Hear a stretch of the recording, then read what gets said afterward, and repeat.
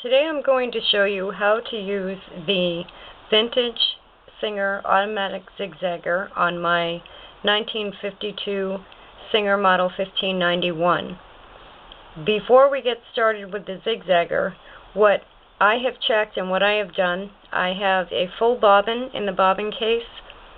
The machine is running fine, and I'm just going to do some practice stitches in straight stitch with the machine. And what I'm checking is the tension. And these stitches look tight and even on both sides. So I know that when I attach the zigzagger, I shouldn't have any problems with tension. You want to do that on the fabric you're going to use for your project, so that you know that your tension is set for your project. So the first step in using the zigzagger, and I'll show you what it looks like. It's right there. This is the zigzagger unit that you're going to attach where the presser foot goes on the machine, and I'll show you that in a moment. This is the instruction book that comes with it, and this is the model that takes cams. There are two models. One doesn't take cams and one does. This is the model that takes cams, and there are 4 cams that come with it, with the original unit, and I have one in the unit already. So that's the box that it comes in. Looks like that, with the instructions. And this is a box of extra cams. They're called stitch patterns. And there were different colors for different sets. Some of them are quite collectible, and you may only be able to find the red ones. I think were fairly common, and they come with the original unit, so you will be able to find those. Now, to change the cams, in the instruction book, it does tell you which cam does which stitch. It's also pictured on top of the cam. To change the cams, there's a little overhang on this side. You pop the door open like that. You pull the cam out. You can see that it's shaped to fit in there. You pop it back in, or put in the cam that you want, and your unit is ready to go. Now what you're going to do is the presser foot needs to come off.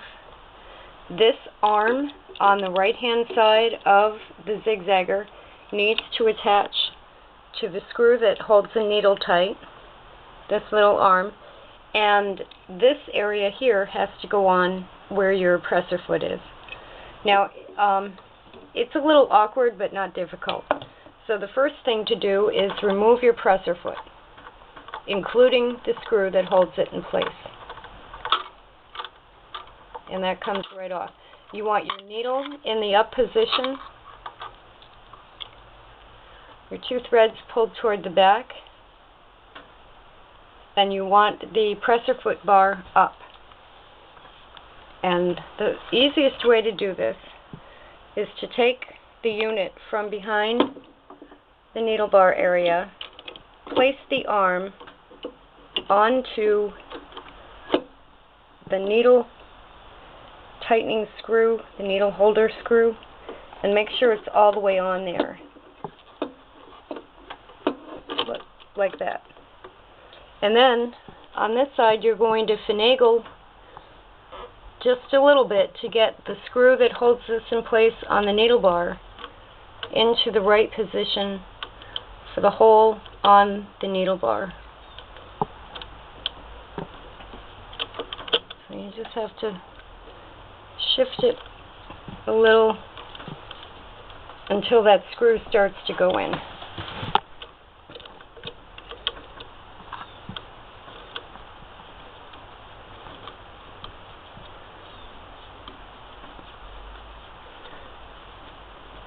And then you tighten that up by hand. And so this area has replaced your presser foot, and you have the arm attached to the needle tightening screw arm. You want to make sure that's tight so you don't lose a needle. And that is how the zigzagger attaches to any low shank machine. This is a low shank attachment. So the models 15, 27, 127, 28, 128, 99, 66, except for the 66-1, which is a back clamper and it won't fit that. But any of the vintage Singer low shank machines. So now you have it on there. You know that your tension is correct for your fabric. You know that your bobbin is full. You want to take a screwdriver and just tighten it on there because it's going to move. What the zigzagger does is move the fabric back and forth.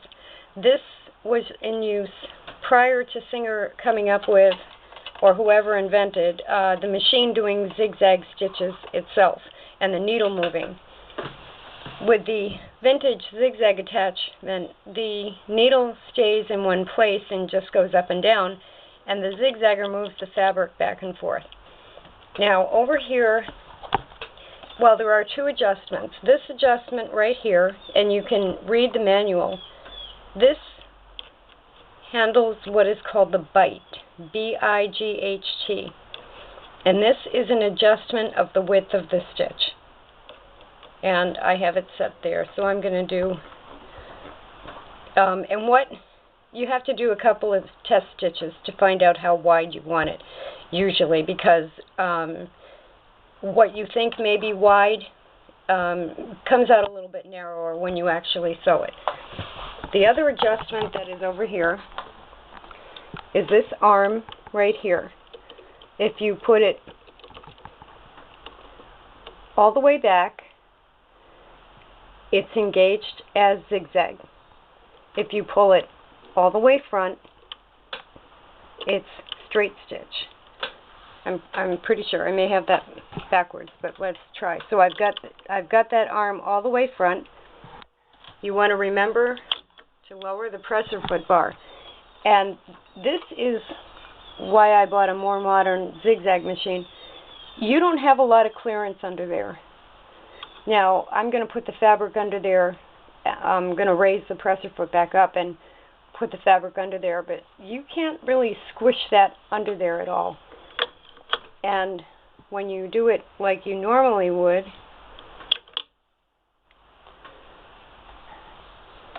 there's not a lot of clearance.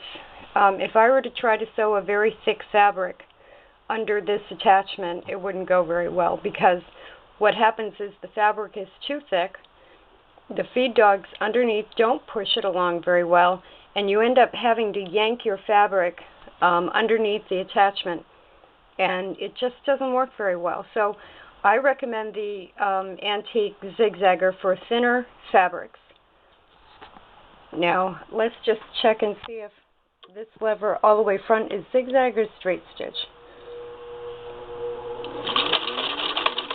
All the way front, this lever over here, all the way front is straight stitch. Moving it backwards, and I should have raised the needle first before I moved it. This will now give me zigzag. And as you can see, the fabric is what moves. As what you can also see, this is 2 layers of chambray, and my bobbin thread is kind of stuck there. But there isn't a lot of clearance there, so I wouldn't try to do heavy denim or sweatshirt fabric. Even some knits that you would want a zigzag stitch on the seams. So I don't know, in the 50s when this machine was, when it came out, I don't know how they did zigzag on thick fabrics, because if I had to sew something very thickly with this zigzag attachment, and I have actually, when I made a bedroll, and I had woven, hand-woven fabric that I needed to put a binding on the edge, and somehow I got it through here, but it was me pulling the fabric out the back. So just keep that in mind as far as the thickness of your fabric. And so now what I'm going to do is pull this out.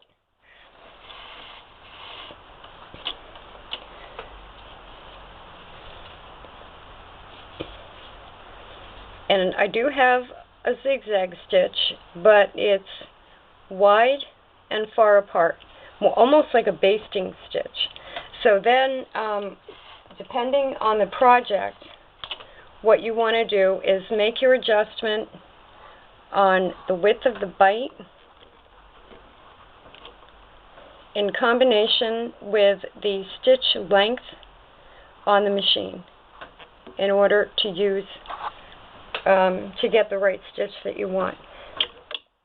Now I'm going to put, I had the stitch width set at about like 8 or 9. I'm going to put it at a little bit of a tighter stitch, and I've adjusted the bite to, well, I think I had it narrow enough. I wanted a narrow zigzag, so let's do it again.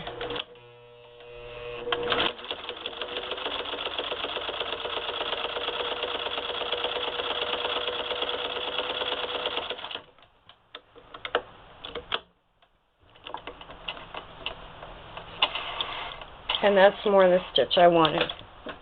So just by adjusting, let me move the light here so you can see. That's the bobbin thread, and I went over my other example. But you can see, I think, that I have actually a good zigzag stitch there.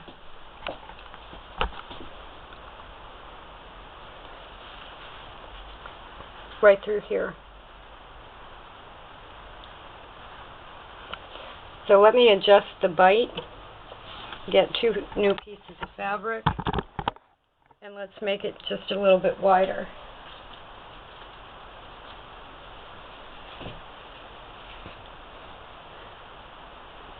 My needle is up. I'm going to leave the stitch length over here the same, and this is really my stitch width adjustment. So I've adjusted that. I put the presser foot lever down,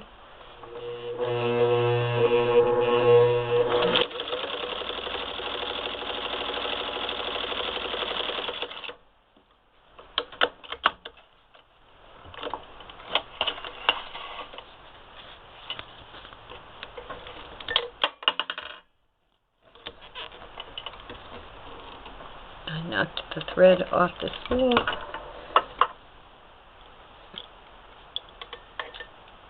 Just put that back in the thread guide. And what that did, the stitch is still similar as far as width. And that's what I mean, where you really have to not fiddle with the bite, but you have to make adjustments to it until you find the stitch width that you want. So let's go all the way to the other end and see if we get a wider one. And see, this is a little bit inconvenient where you can't really grab the bobbin thread to get it toward the back. So let's just see what we get here with a wide bite.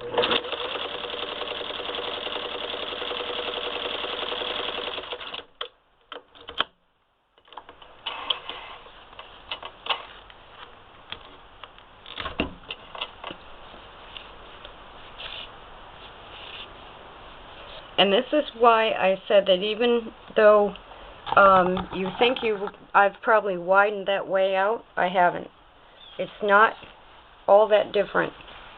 It is wider, but it's not all that different.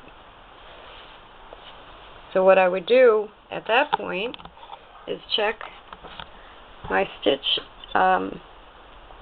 length, and let's make it a little bit longer.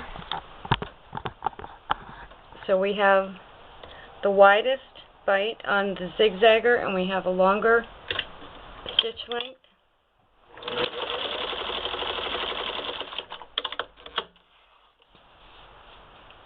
And that gives me a wider zigzag. None of the stitches that I've found are extremely wide, not like on the modern machines. but it does give you variations in the width of the stitch. And because the cams are different, I'm using the straight zigzag cam, but because the cams are different, if you use another stitch pattern, it's actually more like embroidery instead of just a zigzag for seams.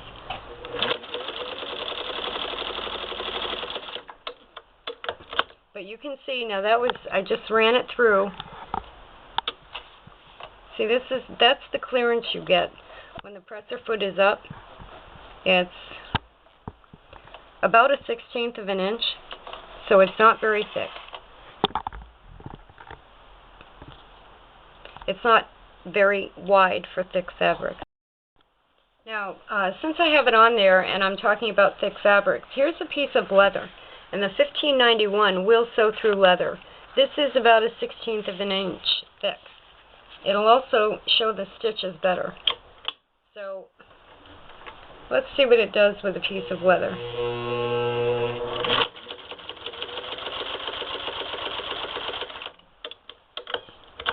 Now that is about as thick as I can get something through there without it bunching up. And that is about 1/16 of an inch.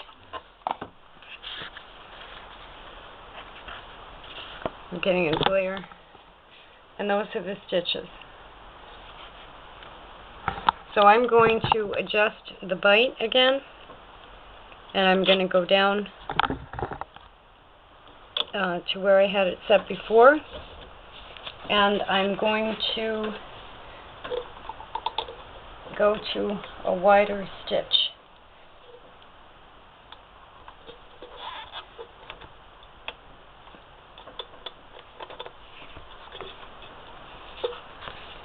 And I'll do it again. Now see, I just placed the leather under there. And there's not much clearance. Let's take a view from here.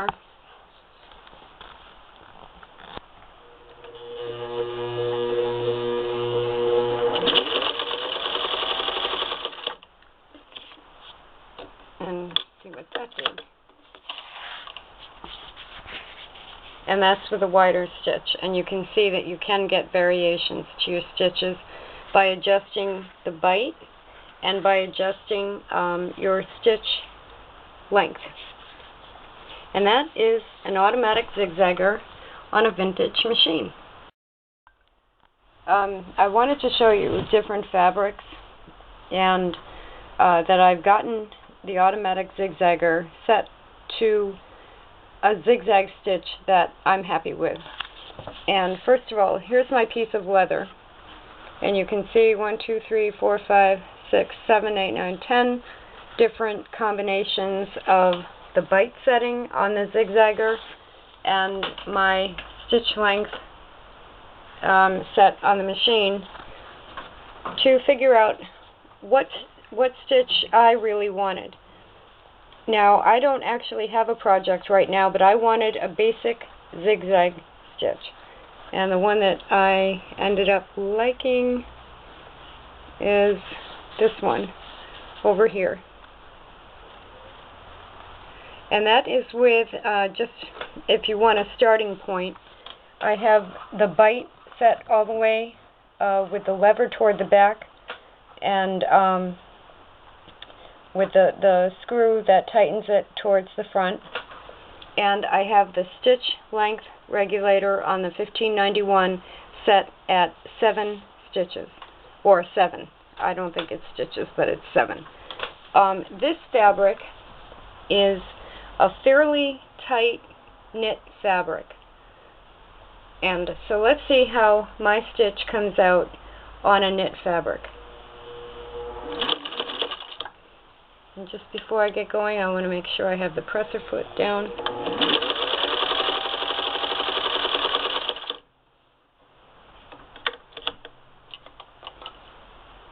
And see, that is basically, if I'm sewing knits, that's the stitch I want. I'm sorry about the glare from the light. That's the stitch I want if I'm sewing knits. But here is why I decided to buy a newer machine with zigzag capabilities on its own. I do love these automatic zigzaggers and the vintage attachments, but this is an example of it's a hand-woven weave it square that is about 12 inches square. It's pretty thick. Now let's pretend I wanted to put a hem on this.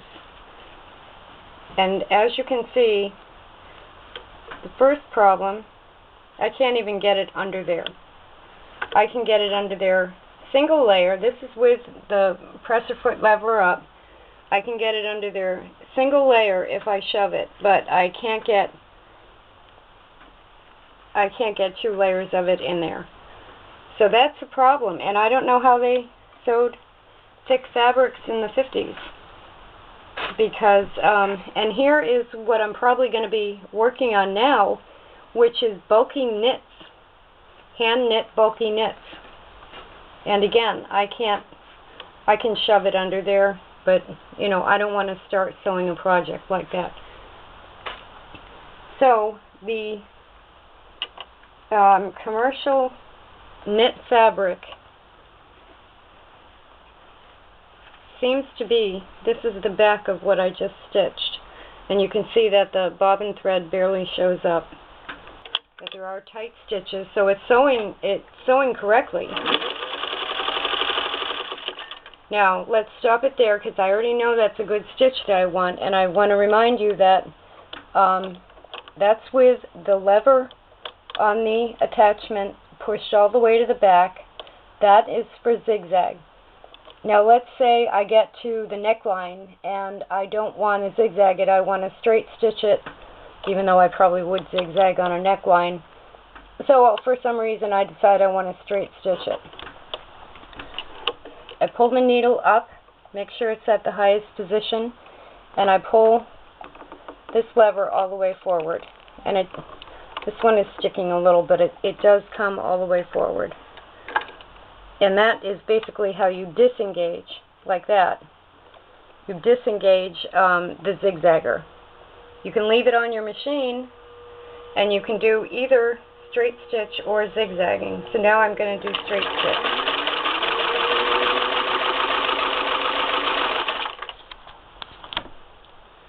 Let's just pick up presser foot.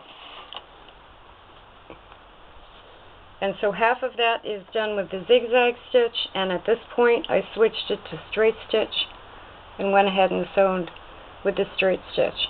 But you can see why certain fabrics are better suited to the zigzagger attachment. And then thicker fabrics, like I'm going to be working in, like hand knits, hand wovens, or bulky knits, just they're too thick to go under the presser foot. And, you know, you can leave the zigzagger on all the time. I usually do have it on one of my antique machines, so that if I want to, if I have the right fabric, I know that I have a good stitch already set up, I can just run to the machine and zigzag something quickly. But if I'm going to be making, for example, I have a new pattern for overalls, work overalls and denim. And I just think that by the time I fold over 2 pieces of medium weight denim, I'm not going to get it under the presser foot here. So that's why I will use a more modern machine that has a built-in zigzag stitch. But this is the vintage Singer Automatic Zigzagger.